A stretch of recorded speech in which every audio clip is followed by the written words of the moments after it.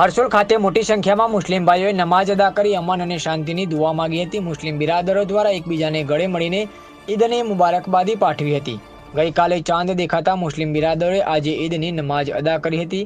ત્યારે સાબરકાંઠાના હરસોલમાં આજે સવારે ઈદગાહ ખાતે નમાઝ પઢવામાં આવી હતી, જેમાં આસપાસના લોકો મોટી સંખ્યામાં નમાઝ અદા કરવા આવી પહોંચ્યા હતા।